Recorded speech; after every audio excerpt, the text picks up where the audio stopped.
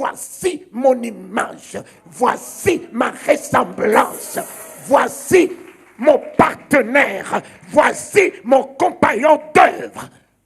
Toi qui parlais comme Dieu, le péché est rentré, il te dit, Adam, où es-tu?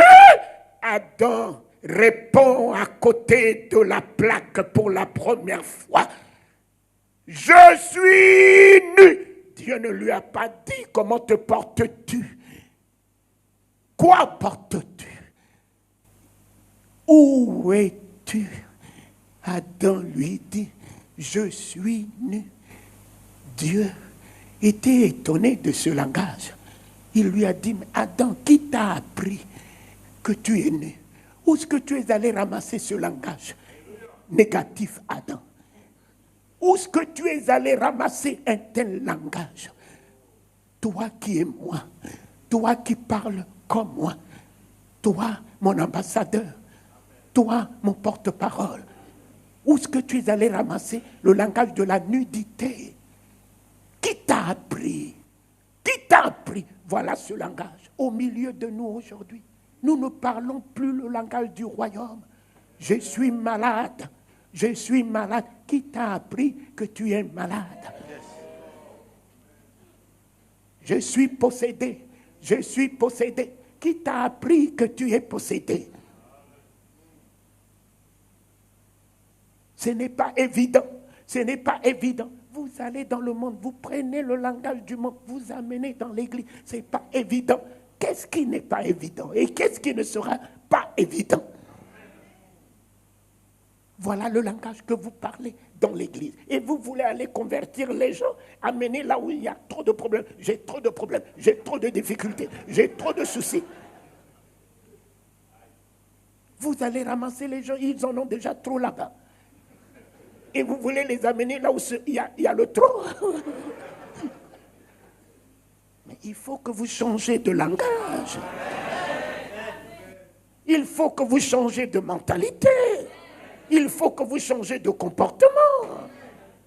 Comment vos parents croiront-ils si vous parlez leur langage?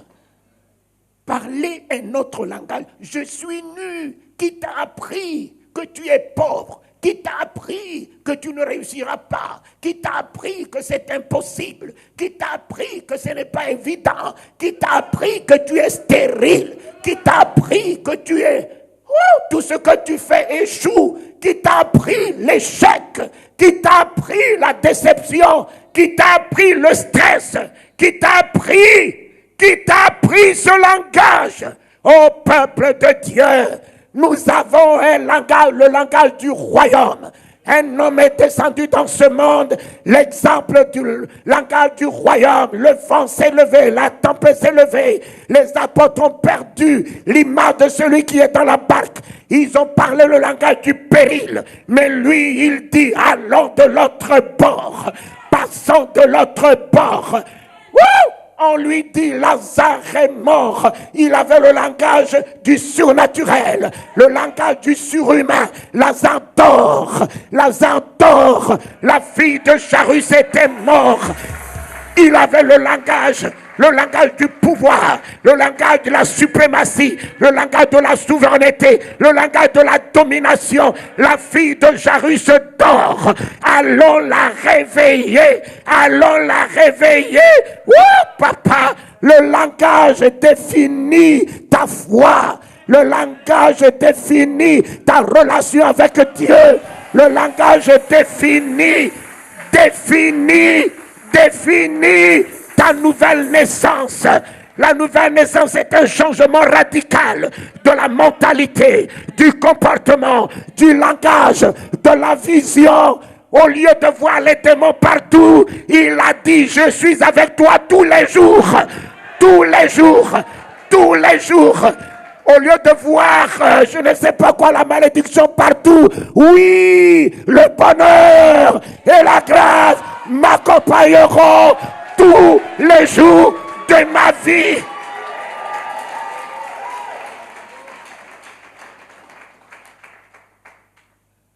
Oh Dieu. Au lieu de voir la maladie, même si elle s'intensifie, Parlez notre langage, oh Dieu. Parle le langage de la foi. Oh, je suis guéri. Je suis en bonne santé. Tout va. Tout va. Ce tout va bien est sorti de la bouche d'une femme de la même nature que moi, perdant son unique fils, le fils de sa vieillesse. Et elle est montée faire coucher le corps de son fils sur le lit de l'homme de Dieu. Elle est descendue face à son mari. Donne-moi une de tes ânesses, un de tes serviteurs. Je veux aller en rate vers l'homme de Dieu et je reviendrai. Pourquoi veux-tu aller vers l'homme de Dieu? Ce n'est ni nouvelle lune ni sabbat. Elle répond à son mari, tout va bien. Elle n'a pas dit à son mari, l'enfant est mort, l'enfant est mort, sachant que la parole est créatrice. Elle a refusé à sa bouche de créer la mort. Elle a refusé à sa langue de créer la mort. Elle a refusé à sa bouche de créer la fatalité. Tout. Tant que tu es le roi des rois, le Seigneur des seigneurs, celui qui tient la clé des morts et des séjours des morts, je dirais, quels que soient les événements, les circonstances, tout.